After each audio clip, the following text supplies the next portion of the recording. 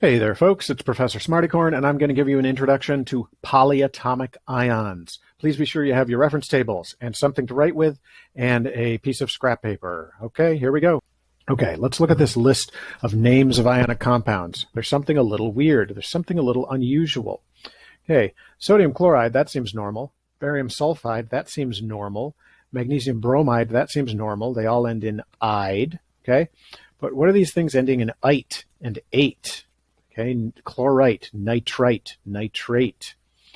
If you see something that ends in "ate" or "ite," it's probably sending you to table E. Notice "ite" and "ate" end in TE. That means go to table E. Table E is your list of polyatomic ions. It's called selected polyatomic ions because it doesn't have everyone in the universe, but it's a lot of really important polyatomic ions. They look scary.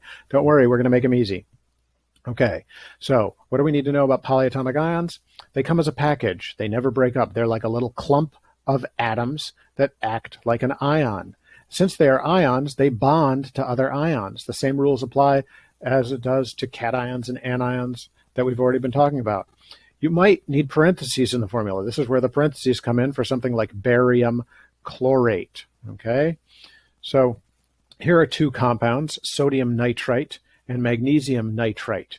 What would the formulas look like? Okay, well, sodium nitrite, okay, we see it ends in "ite." We find it in table E. There's the formula of what it looks like. It's an NO2, okay, a nitrogen attached to two oxygens with a -1 charge. So sodium is a +1 ion, and nitrite is a -1 ion, and so we can stick them together into a formula to make sodium nitrite, NaNO2. Magnesium is a +2 ion, and if magnesium bonds to nitrite, we'll need two nitrite ions because magnesium has a +2, each nitrite has a -1, so that will make a formula like this. Magnesium nitrite is MgNO2, 2. The 2 that's outside the parentheses is telling you that there are two NO2s stuck to one magnesium.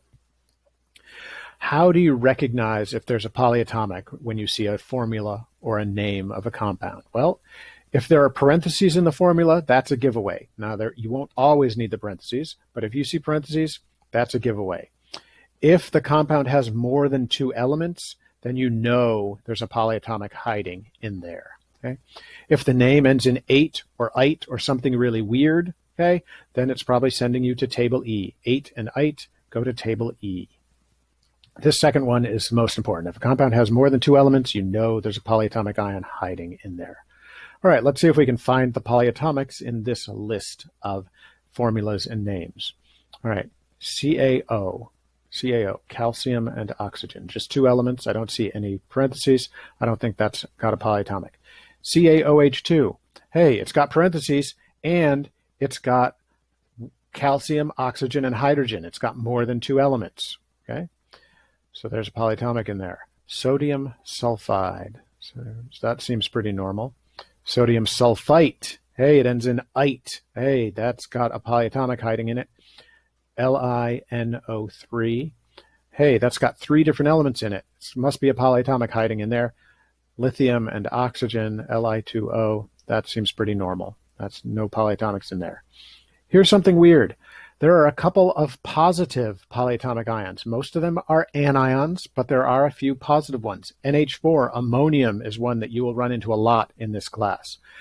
Ammonium is a +1 ion. It could bond to a negative bromide ion. And a positive ammonium ion could also bond to a negative oxide ion. That would be ammonium bromide, 1 NH4 and 1 Br.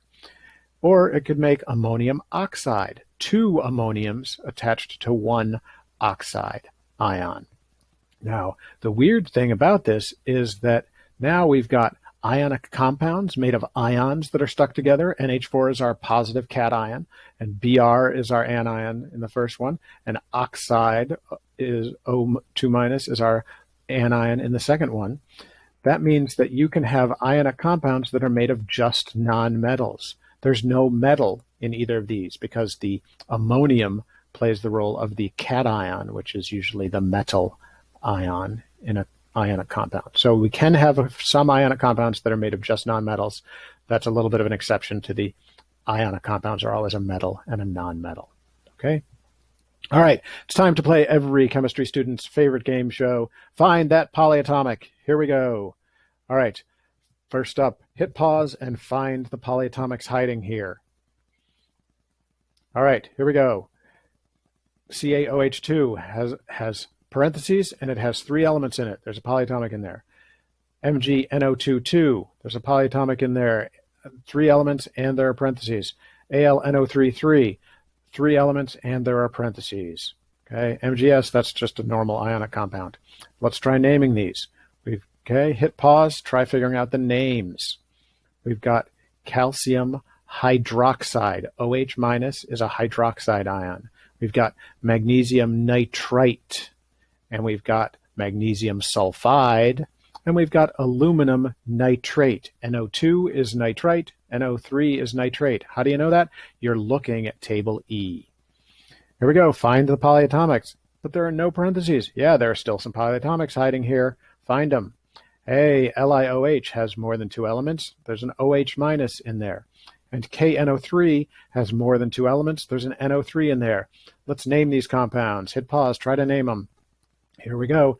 Magnesium bromide, lithium hydroxide, sodium oxide, potassium nitrate. Okay, find the polyatomics. Hit pause. We've got parentheses down here, so we've got an NH4 and an SO3. That has way more than 2 elements in it. And we've got an NH4 up here, and we've got 3 elements there. That's ammonium chloride. This is gallium bromide. This is aluminum selenide. That's selenium. And we've got ammonium sulfite made of 2 different polyatomics. Why is there that 2 in there between the NH4 and the SO3? We need 2 NH4s that each have a +1 charge to balance out the -2 charge of the sulfite SO3 2- ion. Okay, find the polyatomics. Here we go. Sodium sulfite, zinc sulfate. Any more? Ooh, ammonium sulfide. All right, find the polyatomics. These are some weird ones. Permanganate ends in 8. That's a weird polyatomic. Acetate ends in 8. And there's one more hiding here. Peroxide is an irregular polyatomic ion. It's on table E. So if the name looks weird, look to table E. Finally, just going to do some name and formula practice. Write down on your paper 1 through 7 and try figuring out the names from the formulas for 1 through 4 and try and figure out the formulas from the names for 5, 6, and 7. Hit pause. Okay, here we go. We got calcium and carbon and oxygen, but we see more than 2 elements in there. That must be calcium carbonate. Okay, CO3 is carbonate. Mg and sulfur and O4, okay, more than 2 elements in there. That's magnesium sulfate. SO4 is sulfate. Zn3, PO4, that's zinc phosphate. Zinc has a +1 charge. PO4 has a 3- charge. That's why we've got 3 zincs for 1 PO4. NH4NO3 is ammonium nitrate. That's 2 polyatomics attached to each other. NH4 plus and NO3 minus. Magnesium hydroxide. To figure this one out, you need to realize that magnesium has a +2 charge, and hydroxide has a -1 charge. It's OH minus. So we need 2 of those OH minuses. Okay? When you're going from a name to a formula, you're going to have to do a little checking of the charges.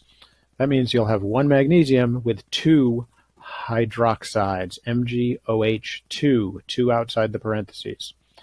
Gallium sulfate. Okay, gallium is a +2 ion. Sulfate is a -2 ion. So hey, we only need 1 of each of them to balance out and add up to 0. So we've got gallium sulfate. Remember, the charge of a compound always has to add up to 0. Aluminum sulfate. Okay, aluminum is a +3 ion. Sulfate is a -2 ion. Uh-oh, +3, -2. How are we ever going to get them to balance out and add up to 0? Well, hey, 2 times 3 and 3 times 2, we can get +6 and -6.